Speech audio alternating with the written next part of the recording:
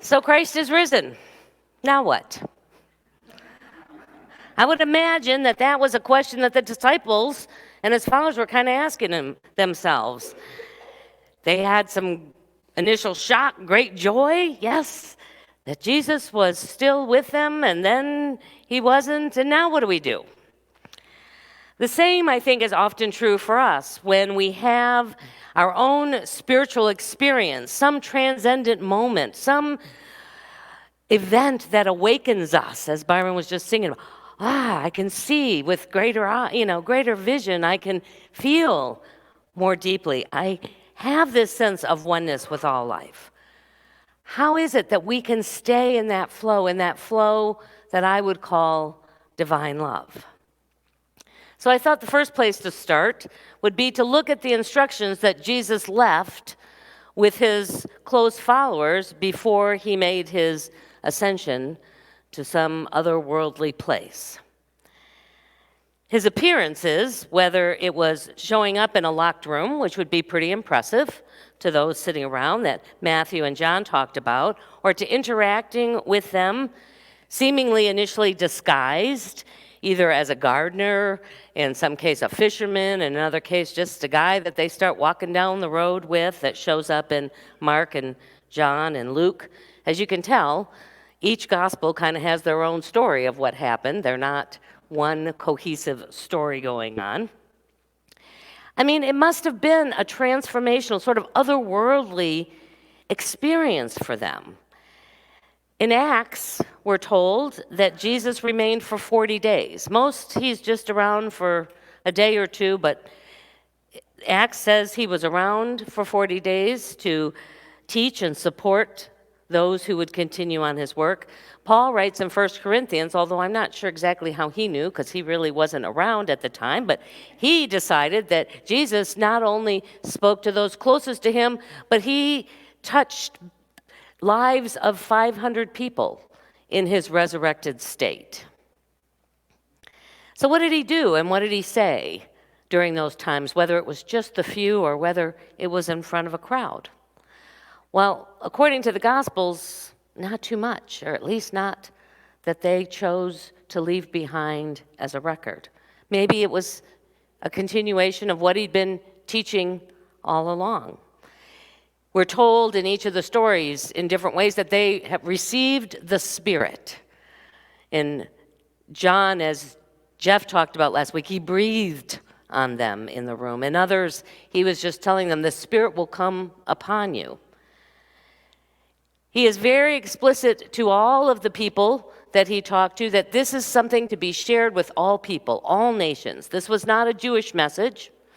This was not, they wouldn't even thought of Christian, but a Gentile message. This was something that was available to and meant for everyone. That was kind of a new concept for them. They were each culture kind of stayed amongst themselves, and you didn't interact very much. So he's saying, break that mold, go and talk to anybody who's willing to listen, and baptize them so that they may receive the Spirit. That was the act in which they understood the Spirit would come upon people and awaken them.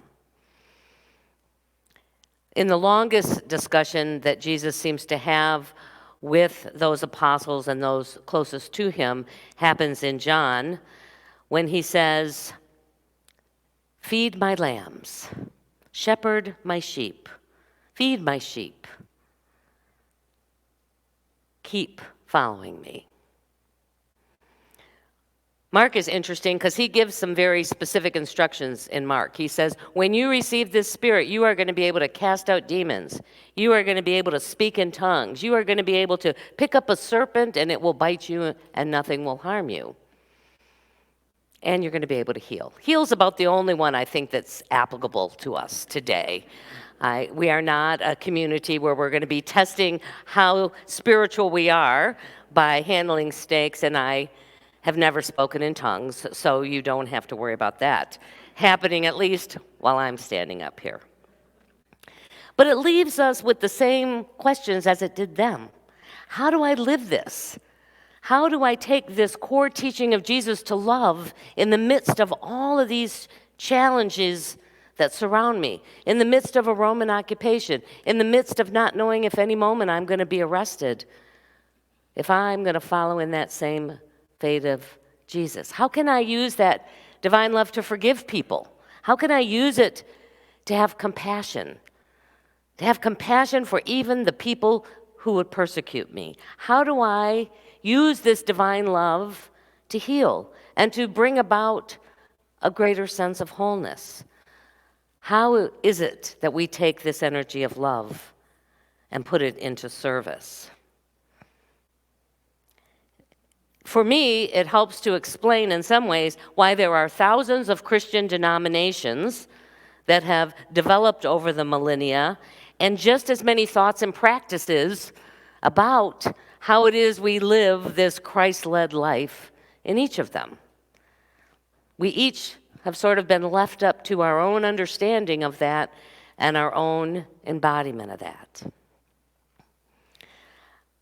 I love watching documentaries, and I really like Ken Burns' documentaries, and my favorite is his series on the national parks. I just watched it again. I don't know how many times I've seen it, a lot.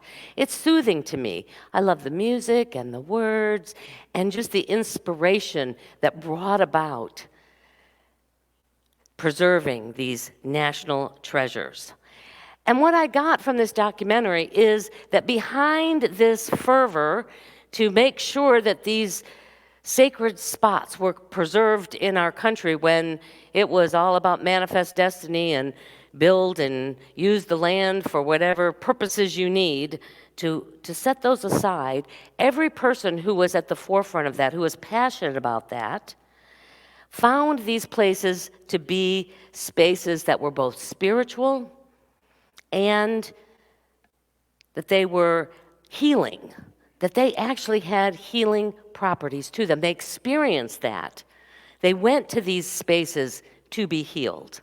Whether it was John Muir or Theodore and Franklin Roosevelt, Henry Thoreau, Stephen Mather, who was the first director of the national parks, they found physical and mental and spiritual health by spending time in these sacred places.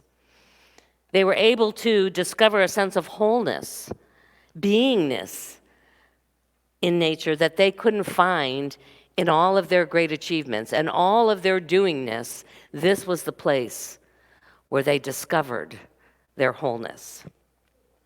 And hearing the stories of how each was able to restore a sense of wholeness, many of them had severe depression, probably had lots of other things that they couldn't name then that we now have names that we can associate with them.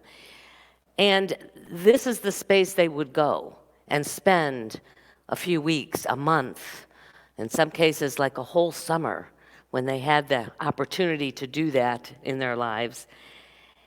And while I got all that, and it was sort of inspiring to me, it didn't really feel like it applied necessarily to me, that that was the space that I needed to go. I don't have severe anything, so it felt like, yes, that works, but what about just the everyday challenges?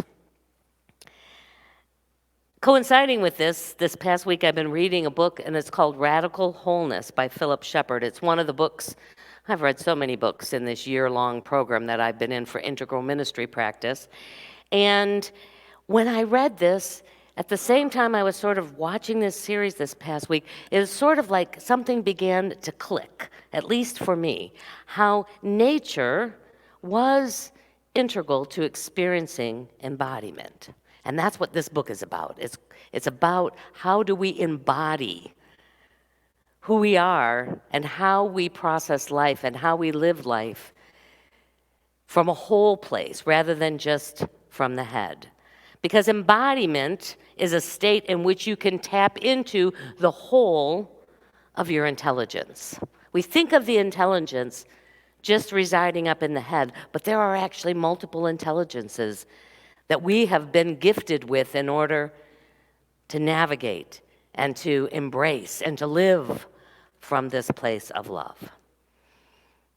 It's challenging because for thousands of years, we've practiced disembodiment by valuing and by experiencing life through our brain or through our mind.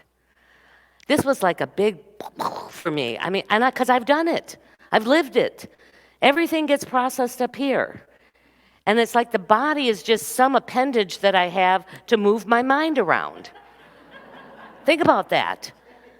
Plato said in 350 BC that this was just some appendage to this divine part of ourselves to let us navigate, take this mind and navigate it in the world.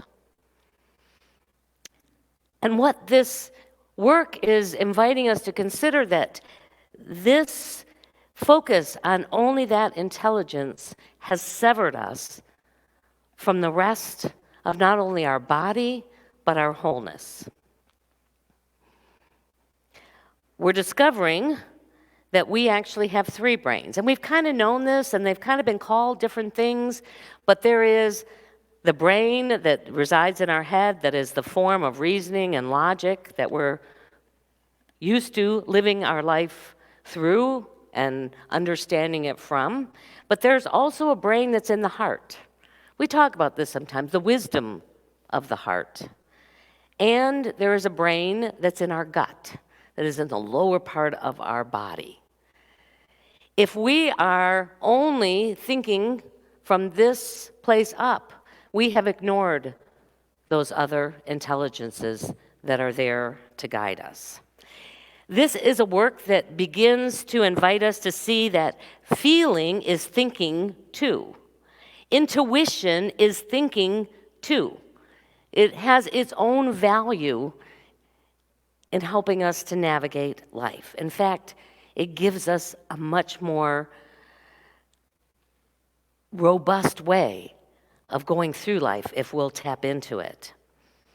Embodiment is really not about listening to the body. It's about listening to the world through the body. Think about that. It's not about listening to the body, because normally we think that. I'm up here and I go, oh, what's the body doing down there? But it's really about using our whole body to be able to, and using all those senses to be able to process what we experienced in a much more holistic way.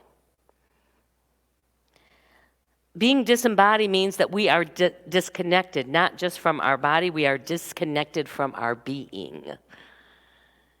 And the spiritual part of us is our being. When we're living only from our head, we're driven by impulse, by reactivity, by the need to fill some perceived emptiness.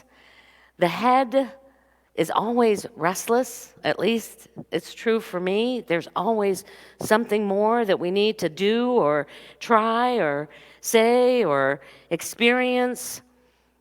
It's in the head that we are anxious. And in that way in which we process life, we're also separate. And I want you to think about this too, because this is very ingrained, especially in our American culture. And it's the idea of independence. We rally for it. We celebrate independence. We fought for independence. This idea of independence, that we are self-directed, that we are self-activated, is sort of like at the core of our cultural norm. Success is the goal. However you decide that success looks like, whether it's success by achievement or by accolades or by financial goods, whether it's success having a wonderful family or a great partner to go through life with, success in society, however we define it, that is our goal. That's the mind's goal. And this also promotes this sense of disembodiment, this sense that we are separate. Because when we are in that embodied experience, we begin to know that there is this interweb of life that we are connected to, that we are never alone, even though we may perceive ourselves that way. When we can process our experiences and what we make them to mean through all 3 of our brains, we move our thinking from not just residing in the head, but to the whole of the body. We experience greater spaciousness, fluidity, centeredness, groundedness. an ability to be tuned in to this present moment. In this embodied state, there is no sense of separation. We know that we belong to the world. We belong to all of life. We belong to this creative energy that holds everything together. Jesus described it this way. He says, "The Father and I are one." He experienced life from that place of oneness. So as the week wore on, it's like all of a sudden these tumblers started. I wasn't planning on talking about embodiment, but it's like, oh, and I get it now. Embodiment is to live a Christed life through the body, through the heart, through the intuitive gut. The restorative experience that those men in nature found, who visited those national parks, found it because they became embodied. They became, all of this stuff in the head went away, and they became whole in their being. The breath of the Holy Spirit is actually an action in which we, when we're breathing, if we're conscious of it, is there to embody us. You notice it comes from the top part of us, but it goes down into the body and it comes back up.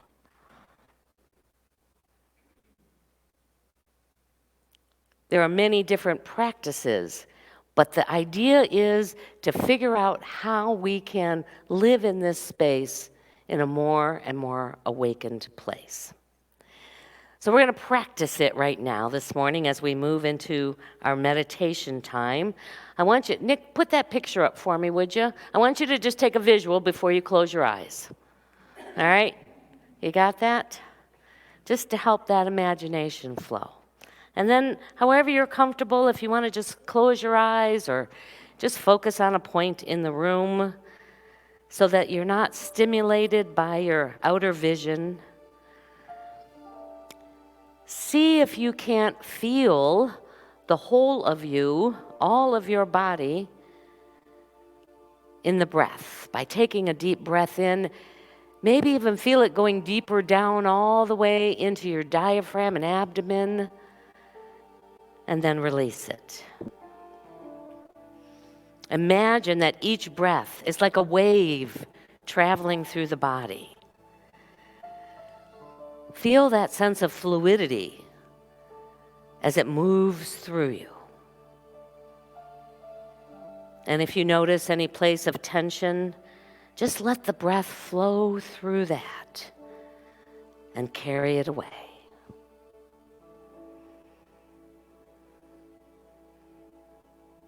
And now imagine that your head is encased in a fishbowl, encased in glass, and that your thoughts are like the goldfish swimming around in this contained bowl.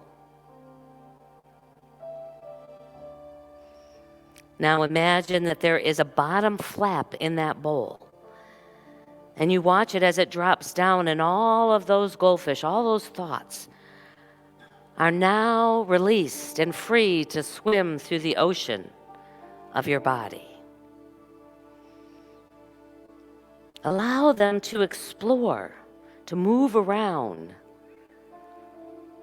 in this flow of energy that now moves from the soles of your feet up to the top of your head and back down and down your arms, through every part.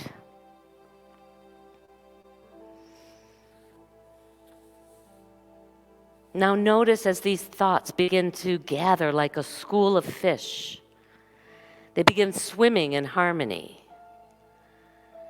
They can move in and through the intelligence of the head. They swim gracefully through the heart. And then imagine that they are now coming to a place of rest on the pelvic floor.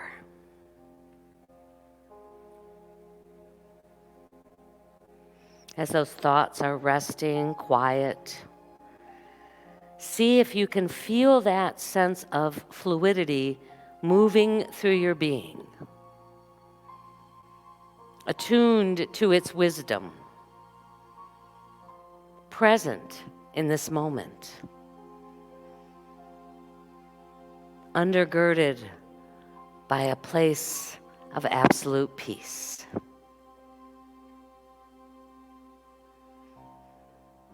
And just be open to whatever these multiple intelligences might be seeking to share with you in this moment. Or just rest in the awareness of your connectedness with all of life as we pause for just a few moments in the silence.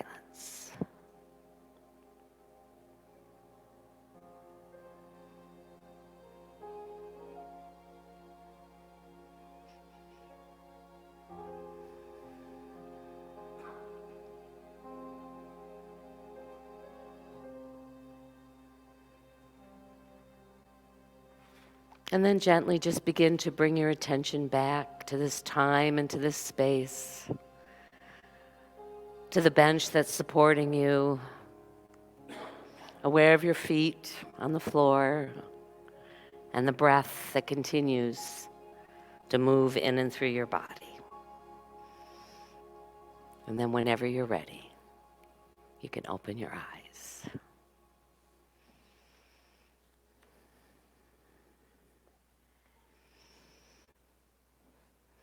I love that meditation. I'm going to work with that one quite a bit.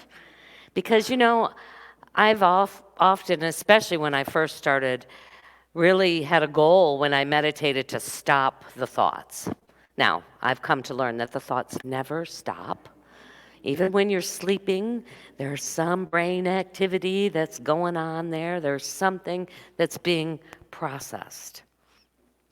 But this kind of meditation really invites you to just be a part of it and include those thoughts, but let them have spaces and be guided by so much more than just our head. I love new stuff. I get excited. I've been doing this for a couple of decades, so whenever I find some new way, some new lens, new facet, it's really enlivening for me. When we're in that embodied state, we can experience what human beings have longed for from the beginning of time, for peace, for harmony, for safety, for grace, for connectedness, for love. That's where we get to experience it.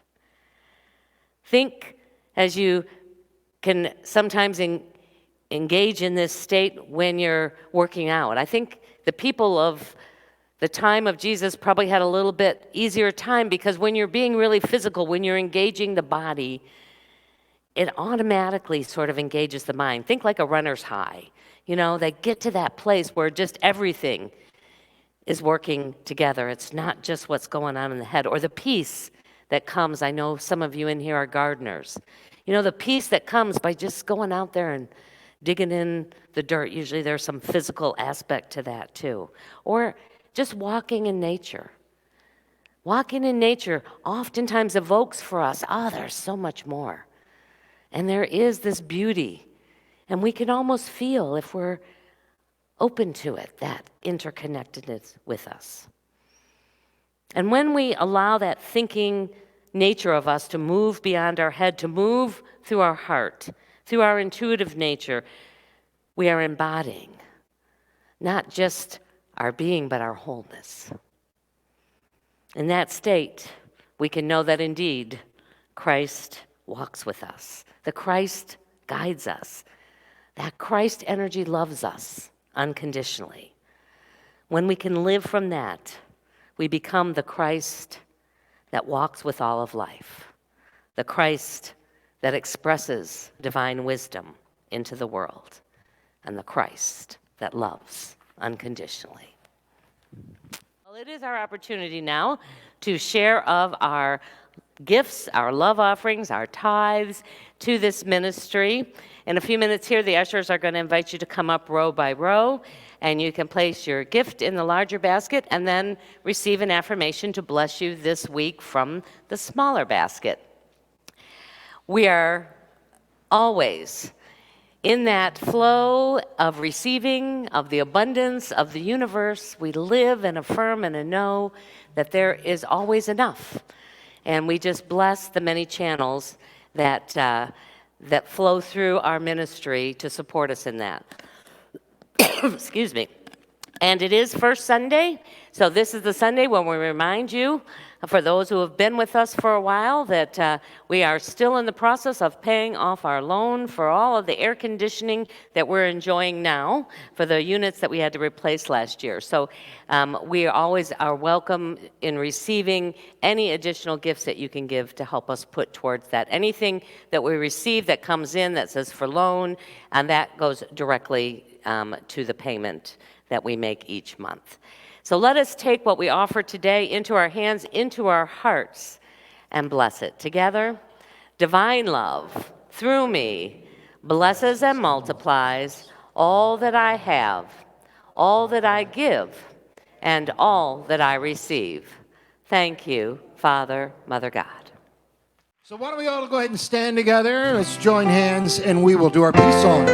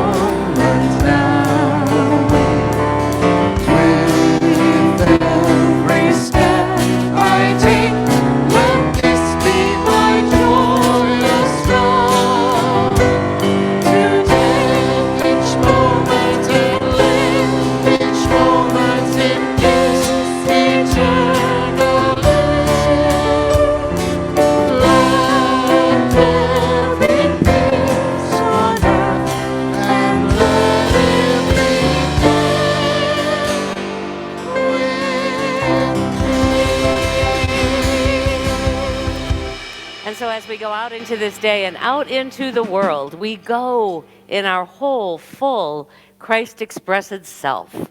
And we go knowing our prayer for protection, and we'll do it as a call and response. Here we go.